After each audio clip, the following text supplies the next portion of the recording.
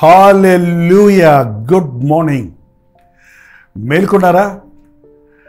7 గంటలైందండి. యేసయ్య మాటలు వినటానికి ప్రతిరోజు అనుదిన ధ్యానంలో దేవుడిచ్చిన సందేశాల మీద తీసుకొస్తున్నాను. రెండవ చిన్న ప్రార్థనతో ఈరోజు ఆయన మాటను విందాం. ప్రార్థన. పరిశుద్ధుడా, నీకు వందనములయ్యా.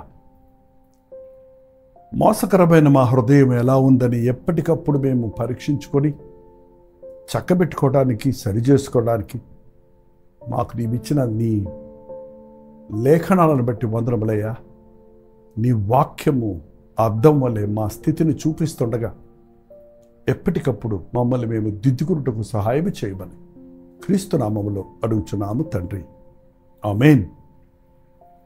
ఏంటండి, ఎప్పటికప్పుడు రోజు ముఖం చూసుకుంటాం, తలదూకుంటాం కదండి, మనం సిద్ధపడతాం బయటికి వెళ్ళే ముందు. మరి ఎన్నిసార్లు దేవుని ముందు నిలబడి మన హృదయాన్ని సరిదిద్దుకుంటున్నాం, మంచి మనస్సాక్షిని కాపాడుకుంటున్నాం, మనలో ఉన్న లోపాలు చూసుకోగలుగుతున్నాం. అఫ్కోర్స్ అద్దంలో మన ముఖం కనపడద్ది, కానీ మన శరీరంలో ఉన్న లోపాలు, విటమిన్ డెఫిషియన్సీ అంటాయి వాళ్ళందరికీ. ఎందుకంటే తిన్నదే తింటున్నారు, అది ఏది పడితే అది తింటున్నారు, అది అంత ప్రాసెస్డ్ ఫుడ్ తింటున్నాడు, టిన్డ్ ఫుడ్, ప్యాక్డ్ ఫుడ్. దానివలన మనుషుడికి చాలా లోపాలు కలుగుతున్నాయి. మళ్ళీ ఎక్స్ట్రా ట్యాబ్లెట్స్ వాడాల్సి వస్తుందట.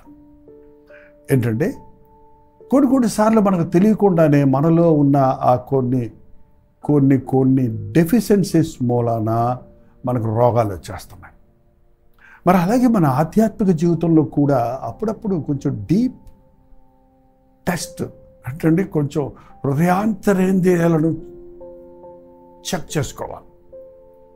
ఎలా ఉంది నా ఆధ్యాత్మిక జీవితం? నా హృదయంలో సంతోషం ఉందా? సమాధానం ఉందా? సంతుష్టి ఉందా? విశ్వాసం ఉందా?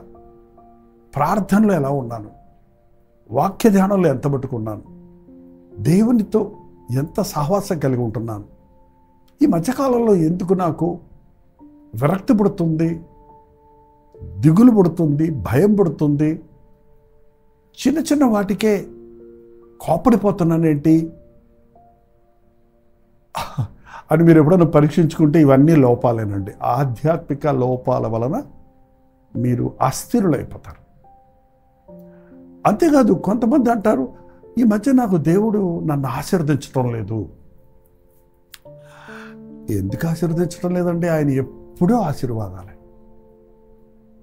పరీక్ష చేసుకోవాలి. ఈ రోజున అనేకులకు లోటుగా ఉన్నది ఏంటంటే, కోర్స్ డబ్బు, ఉద్యోగం, ఇవన్నీ చాలా ఉన్నాయండి లోకరీతిగా. నేను వాటిని గురించి స్పిరిచువల్ థింగ్స్ మాట్లాడుతున్నాను. ఈ రోజున అనేక విషయాల్లో విశ్వాసులు ముఖ్యంగా కొరత పడేది ఏంటంటే కృతజ్ఞత లేకపోవటం అండి, గ్రాటిట్యూడ్. అంచెధనములలో అనేకులు కృతజ్ఞత లేని వారిగా మారిపోతారట. కృతజ్ఞత అంటే తెలుసన్నది కదండి, మనకి ఎవరన్నా ఏదన్నా మేలు చేసినప్పుడు దాన్ని గుర్తుపెట్టుకోవటం. మరి ముఖ్యంగా దేవుడి మేలులు జ్ఞాపకం చేసుకొని, అబ్బా నా దేవుడు నన్ను ఇంత దీవించాడు, ఇన్ని ఆశీర్వదించాడు, ఇన్ని ఇచ్చాడు, దేవా వందనాలు, థ్యాంక్స్ నాయన అని ప్రభువుకు చెప్పటం. ఎప్పుడు చూసినా నోట్లో నుంచి వరకు దేవుడు ఏం చేశాడు, దేవుడు ఏమిచ్చాడు, ఏం జరిగింది నాకు, ఏముంది నాకు అనే మాటలు వస్తున్నాయంటే మీకు కృతజ్ఞత అనే విటమిన్లు తగ్గిపోయినాయి అన్నమాట అండి. చూసారా? చాలాసార్లు మనం దేవుని కార్యాలను మేలు చేస్తూనే ఉన్నాడు ఆయన, కానీ నువ్వు గుర్తించలేకపోతున్నావు. ఒకసారి యేసుప్రభు ప్రయాణమై ఒక ఊరికి వెళ్తుంటే ఆ ఊరి గవిని దగ్గర ఒక 10 మంది కుష్ఠరోగులు కనపడ్డారు. అంటే ఊరు బయట ఉంటారు వాళ్ళు, కుష్ఠరోగులు ఊరు బయటే ఉండాలి, ఊర్లోకి రావడానికి లేదు. కాబట్టి ఊరు బయట వారు ఉండి ఆ ప్రభువును చూడగానే వారు ఎదురుగుండా వచ్చి దూరంలో నిలిచి, చూడండి లూకా సువార్త 17:13, యేసు ప్రభువా మమ్మల్ని కరుణించమని కేకలు వేసిరి. ప్రభువా మమ్మల్ని కరుణించము అని కేకలు వేస్తే మీరు వెళ్ళి యాజకులకు చూపించుకోండి అన్నాడు. ప్రభు ఒక మాట చెప్పాడు. ఆ మాట విన్నప్పుడు వాళ్ళు వెళ్ళుచుండగానే శుద్ధులైపోయారు. మమ్మల్ని కరుణించమంటే ఏదో డబ్బు ఇస్తాడనో ఏదో సహాయం చేస్తాడో అనుకున్నారే కానీ వాళ్ళు యాజకుడికి చూపించుకోమంటే అర్థం ఏంటన్నమాట, ఈ రోజుల్లో ఎలాగ మెడికల్ చెకప్ సర్టిఫికెట్ ఉంటే కానీ కొన్ని పర్మిషన్స్ దొరకవో, అలాగూ ఆ రోజుల్లో యాజకుడే వైద్య పరీక్షలు ఇతనికి కుష్టు ఉంది లేదు అని నిర్ధారణ చేసేవాడు ఆనాటి యాజకులే. అంటే మీ కుష్టు పోయి విశ్వాసంతో మీరు యాజకుల దగ్గర సర్టిఫికెట్ తీసుకోండి, పోయి చూపించుకోండి, ఓకే చెప్పుకోండి అన్నట్టు అన్నమాట. కానీ వారు వెళ్ళుచుండగానే, ఇంకా యాజకుల దగ్గరకు వెళ్ళకముందే వారు ఆ మాటకు విధేయులైన మరుక్షణంలోనే వారు శుద్ధులైపోయారు. వారి వంకర ఏళ్ళు సరైపోయినాయి. ఒకరినొకరు చూసుకుంటుంటే ముక్కు వచ్చేసింది, మరి ముఖం మీద మచ్చలు పోయినాయి. ప్రతి చక్కటి ఆకృతి, చక్కటి రూపము కలిగారు. 10 మంది శుద్ధులైపోయారు. ఒక అతను పరిగెత్తుకుంటే వెనక్కి వచ్చాడు. అతడు వెనక్కి వచ్చి 17 వచ్చిన చూడండి, 16 వచ్చిన చూడండి. గొప్ప శబ్దముతో వారిలో ఒకడు స్వస్థత కలుగుట చూచి గొప్ప శబ్దంతో దేవుని మహిమపరచుచు తిరిగి వచ్చాయన ఆయనకు కృతజ్ఞతాస్తుతులు చెల్లించుచు ఆయన పాదముల యొద్ద సాగిలపడెను. వాడు సమరయుడు. 10 మంది శుద్ధులైపోయారు. కానీ ఒకడు అది చూసుకోగానే తిరిగి ప్రభు దగ్గరకు పరిగెత్తుకుంటూ వచ్చి ఆయన పాదముల యొద్ద సాగిలపడి ఆయన్ని స్తుతిస్తూ ఉన్నాడు. అందుకే యేసుప్రభువు 10 మంది శుద్ధులేరు కదా, 90 ఎక్కడ? ఈ అన్యుడు తప్ప దేవుడిని మహింపరిచేవాడు ఎవడు లేడా? దేవుడు 10 మందిని దీవిస్తున్నాడండి. దేవుడు అందరినీ దీవిస్తున్నాడు. చెడ్డవారిని మంచివారిని కూడా దీవిస్తూనే ఉన్నాడు. ఆయన మంచివారి మీద చెడ్డవారి మీద వర్షం కురిపిస్తూనే ఉన్నాడు. ఆయన అందరికీ ప్రభువు, ఆయన అందరికీ సహకారి, ఆయన అందరినీ ఆపత్కాలంలో విడిపించగలిగిన వాడు, అందరికీ అన్ని అవసరతలు తీర్చగలిగినంత సర్వశక్తిమంతుడు ఆయన. కానీ కొందరే తిరిగి వచ్చి ప్రభువును స్తుతిస్తున్నారు. కొందరే ప్రభువు చేసిన మేలులను బట్టి ఆయనకు కృతజ్ఞతాస్తుతులు చెల్లిస్తున్నారు. మాకండి చాలా వాట్సాప్ మెసేజ్లు వస్తాయి. చాలా రకాల ఇబ్బందులు, శ్రమలు, పోరాటాలతో ఉన్న వారి కోసం మేము ఉపవాస ప్రార్థనలో ఒంటరిగాను ఫోన్లు మేము వాట్సాప్ చెక్ చేసే బ్రదరు, నేను, అలాగే చర్చ్లో మేము ప్రార్థనలు చేస్తుంటాం. చాలామందికి జవాబులు దొరుకుతుంటాయి. కానీ కొంతమంది మాత్రమే మీరు ప్రార్థించారు, మేము ప్రార్థించాము, తర్వాత మాకు గర్భఫలం దొరికింది, మాకు జవాబు దొరికింది, మాకు స్వస్థత కలిగిందని తిరిగి ప్రైజ్ రిపోర్ట్స్ పంపిస్తారు. అందరూ పంపరే. భారాలు ఎక్కువ ఉంటాయి, సమస్యలు, స్తుతులు తక్కువ ఉంటాయి. ఒకరోజు ఒక మందిరంలో 2 దేవదూతలు వచ్చారంట. 2 గంపలు పెట్టుకొని వచ్చి వారందరికీ చెప్పారు, దేవుడు మీకు చేసిన మేలుల గురించి ఈ గంపలో వేయండి, దేవుడు మీ ప్రార్థన అవసరతలు ఈ గంపలో వేయండి, మిమ్మల్ని దేవుడు విడిపించిన విషయాలు, ఆ స్తుతించే విషయాలు ఇంకో గంపలో వేయమని. 2 గంపలతో చర్చ అంతా తిరిగిన తర్వాత ప్రార్థనా భారాల గంప నిండిపోయిందంట. స్తుతుల గంపలో 1-2 పేపర్లు కూడా లేవంట. అంటే మన ప్రార్థనా భారాలు ఎన్నో చెప్తాం దేవునికి, ఆయన అన్నిటికీ జవాబిస్తున్నాడండి. కానీ మనం ఆ ఆపద తీరిపోయిన తర్వాత, ఆ సమస్య తీరిపోయిన తర్వాత మనం ఆయన్ని స్తుతించాం. ఆపత్కాలంలో నీవు నాకు మొరపెట్టు, నేను నీకు ఉత్తరమిచ్చదను, నీవు నన్ను మహిమపరచదు. మర్చిపోవటం కాదు, మహిమపరచాలి. 10 మంది శుద్ధులేరు కదా, 90 ఏమైపోయారా 9 మంది? ఒకడు అనుకున్నాడట, ఆయన నన్ను ముట్టుకోలేదు, నాకేం చేయలేదు కదా, నేనే బాగైపోయాను అనుకున్నాడు. ఇంకోటి అనుకున్నాడంట, నా కాలం కలిసి వచ్చింది, మంచి కాలం, అదృష్టం పండింది అనుకున్నాడంట. ఇంకొకడు ఆయన యాజకుడు చూపించుకోమన్నాడు కదా, అక్కడికి వెళ్ళి చూపిస్తారులే అని వెళ్ళిపోయాడంట. ఇంకొకడు, ఇంతకాలం నా భార్య నన్ను దగ్గర రానివ్వలేదు, వెలివేశారు నన్ను, వెళ్ళి నేను చూపించి నా భార్యతో గొడవ పెట్టుకుంటాను, ఏమనుకున్నావు చూసుకో నేను ఎట్టున్నాను అని చెప్పుకుంటానని అక్కడికి వెళ్ళాడంట. అలా ఒక్కొక్కడు వాడికి కలిగిన స్వస్థతను బట్టి స్వస్థపరిచిన ప్రభు దగ్గరకు రాకుండా, ఆయనకు స్తుతులు చెల్లించకుండా వాళ్ళు తమకు తామే సముదాయించుకోవటం, అసలు తాము కుష్ఠరోగులమన్న సంగతే మర్చిపోయి గర్వంతో వెర్రవేగిపోవటం జరుగుతుంది. ఇవాళ అలాంటి పరిస్థితి చూస్తున్నామండి.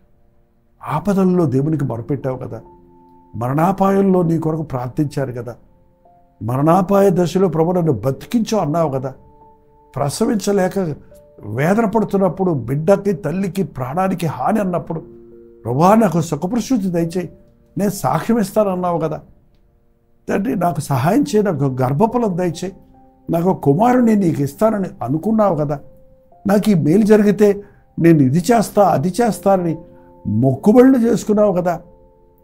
తీరా జరిగిన తర్వాత ఆ సంగతే మర్చిపోయావు కదా. కృతజ్ఞత లేకపోవటం అనేది చాలా భయంకరమైందండి. దేవుడు చేసిన మేలులు మరువద్దు. నా ప్రాణమా యెహోవాను సన్నుతించు, ఆయన చేసిన ఉపకారములలో దేనిని మరువకు. ఎన్నో చేసిన దేవునికి ఏదో ఒకటి చేయలేదు అనే బాధతో నీవు ఉండటం వల్ల ప్రయోజనం లేదండి. అది నీ మేలు కొరకే, నీవు అడిగింది ఇవ్వలేదేమో, నీవు ప్రార్థనకు జవాబు రాలేదేమో, అది ఆయన సమయం కాదేమో, కానీ తప్పక మేలు చేయి దేవుడు మనకు మేలు చేస్తూనే ఉంటాడండి. ఎవరో అన్నారు, మనుష్యుడు always get get get get get forget అట. ఇవ్వు ఇవ్వు ఇవ్వు ఇవ్వు అని తీసుకుంటారు, ఏమిచ్చావంటారు. ఇవాళ ఇలాంటి మనుషులు ఎంతోమందిని చూస్తున్నాం. మన పిల్లలే చూడండి, నాకు అది కావాలి ఇది కావాలి, అది కొనిపెట్టు ఇది కొనిపెట్టుమని బతుకంతా తల్లిదండ్రులు పట్టుకొని పీడిస్తూనే ఉంటారు. చివరికి నువ్వు ఏం చేసావు, నువ్వు ఏమి ఇచ్చావు అని ఏదో సమయంలో మళ్ళీ రెట్టించి వారి హృదయాలను గాయపరుస్తూ ఉంటారు. అయితే ప్రేమ, దేవుని ప్రేమ ఎప్పుడు give give give give give and forgive, ఇస్తూనే ఉంటుంది. నువ్వు ఎన్ని తీసుకున్నా కృతజ్ఞత లేకపోయినా కూడా నిన్ను ఆయన క్షమిస్తూనే ఉన్నాడు. ఈ రోజున మీరు ఎన్ని మేలులు పొందారో లెక్క పెట్టుకోండి. ఎన్నిసార్లు ప్రభువుడు స్తుతించారో, ఎంతగా దేవునికి మీరు రుణపడి ఉన్నారో గుర్తించండి. ఎన్ని మేలులు చేసిన దేవుడు నీకే అపకారం రాకుండా, ఏ కీడు రాకుండా, నీకు చేసిన మేలును రివర్ట్ చేయకుండా, అంటే తీసేయకుండా, ఆ మేలు మళ్ళీ శాపంగా మారకుండా ఇంకా నిన్ను ప్రేమించాడంటే ఆయన నిన్ను ఇచ్చి ఇచ్చి ఇచ్చి ఇంకా క్షమిస్తున్నాడు. ఎన్నిచ్చావు ప్రభువా? ఒక దైవజనుడు అన్నాడు, ఎన్నో ఇచ్చిన దేవా, కృతజ్ఞత కలిగిన హృదయాన్ని నాకు దయచేయ్యా. అవునండి, కృతజ్ఞత కలిగిన హృదయం ఉంటే దేవుడు నాకేదో ఇవ్వలేదు, ఆయన నాకు అచ్చున్నాడు అనే ఆలోచనే రాదండి. కృతజ్ఞత కలిగిన వాడికి చాలు ప్రభువా, నువ్వు ఇచ్చినవి చాలు నాయన, నేనే నీకు రుణస్తుణ్ణి అన్న విరిగి నలిగిన హృదయం కలిగి ఉంటాం. విరిగి నలిగిన హృదయం కలిగి వారు దేవునికి ఇష్టలు. అటువంటి అర్పణను ఆయన నిర్లక్ష్యం చేయడు. ప్రతిసారి ఆయన సన్నిధికి వెళ్ళి మోకరించినప్పుడు, ప్రార్థించినప్పుడు, నీవు చేసిన ఉపకారములకు నేనేమి చెల్లించదు, రక్షణ పాత్రను చేతపుచ్చుకొని కృతజ్ఞతాస్తుతులు చెల్లించదనని ప్రభుతో చెబుదాం. ప్రార్థన. పరిశుద్ధుడా, ప్రేమగల్ల తండ్రి, ఈ అంచెదనములలో మనుషులు కృతజ్ఞత లేని వారిగా, మేలు చేసిన వారికి కీడు చేయవారిగా, మేలు చేయవారికి హాని చేయవారిగా, మేలు చేసిన వారిని మరిచిపోయేవారిగా ఉంటున్న ఈ భయంకరమైన దినాలలో దేవుని విషయంలో కూడా కృతజ్ఞత హీనులమై, కృతజ్ఞత లేని వారివై మరింతగా నష్టపోకూడనట్లు నీవు చేసిన ఉపకారములను తలంచి నీకు స్తుతులు చెల్లించుటకు సహాయం చేయి. వెండి బంగారములు మా యొద్ద నీవు అడగలేదు కానీ, బలులు అర్పణలు మమ్మల్ని కోరలేదు కానీ, విరిగిన హృదయమునే కదా, కృతజ్ఞతాపూర్వకమైన విరిగి నలిగిన హృదయముతో నీ పాద సన్నిధిలో స్తుతించుటకు, నీవు చేసిన మేళ్ల గురించి మా చుట్టూన్న వారికి సాక్ష్యం ఇచ్చుటకు మా ఒక్కొక్కరికి సహాయం చేయమని క్రీస్తు నామములో అడుగుచున్నాను తండ్రి, ఆమేన్. తండ్రి అయిన దేవుని యొక్క ప్రేమయు, కుమారుడైన క్రీస్తు యొక్క కృపయు, ఆదరణకర్త అయిన పరిశుద్ధాత్మ యొక్క సహవాసమును కూడి వచ్చిన మనందరికీ ఇప్పుడును సదాకాలమును తోడై ఉండును గాక, ఆమేన్. దేవుని స్తోత్రం. మీ ప్రార్థనా వసతులు భారాలు 954041 నెంబర్కి, మీరు ఇతర దేశాల్లో ఉంటే 9100 నెంబర్కి ఒక టెక్స్ట్ లేక వాయిస్ మెసేజ్ ద్వారా వాట్సాప్ చేయండి. అలాగే దేవుడు మెయిల్ చేసినప్పుడు మీ ప్రైజ్ రిపోర్ట్స్ కూడా తెలియజేయండి. ప్రభునామాన్ని మహింపరుద్దాం. మీ విషయమై దేవుడిని స్తుతించడానికి, మీకోసం మరింతగా ప్రార్థించడానికి, ప్రోత్సాహకరంగా ఈ పరిచయలు కొనసాగించడానికి మీరు సహకరించడం వల్ల అవుతారు. డాక్టర్ జైపాల్ యూట్యూబ్ ఛానల్ మీరు ఇంకా సబ్స్క్రైబ్ చేసుకోకపోతే సబ్స్క్రైబ్ చేసుకోండి. మీ పేరు, ఊరు లైచట్లోకి వచ్చి టైప్ చేయడం మర్చిపోకండి. మరి మీరు మాత్రమే కాదు కదా, ఇతరులు కూడా ఇటువంటి సందేశాల ద్వారా మేలు పొందినట్లుగా ఈ కార్యక్రమాన్ని ఎప్పటికప్పుడు షేర్ చేయండి. డాక్టర్ జైపాల్ యూట్యూబ్ ఛానల్లో అనేక అంశాలు, అలాగే ఫేస్బుక్లో, ఇన్స్టాగ్రామ్లో, ట్విట్టర్లో కూడా మీ కొరకు వాగ్దానాలు, షార్ట్ మెసేజెస్, సాంగ్స్ పోస్ట్ చేస్తున్నాం.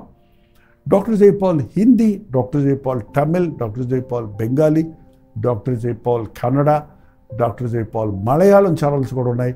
ఆ పేరు పక్కన ఆ భాషను మీరు టైప్ చేస్తే మీకు ఆ భాషలు వస్తే వీక్షించండి. లేకపోతే ఆ భాషలు మాట్లాడే వాళ్ళు మీ ఫ్రెండ్స్ ఉంటే వాళ్ళకి దయచేసి ఇతర భాషల్లో కూడా ప్రసారమవుతున్న ఈ కార్యక్రమాలను మీరు షేర్ చేయండి.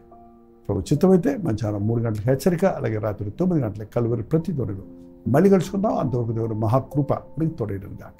హల్లెలూయా. దేవుడికి స్తోత్రం.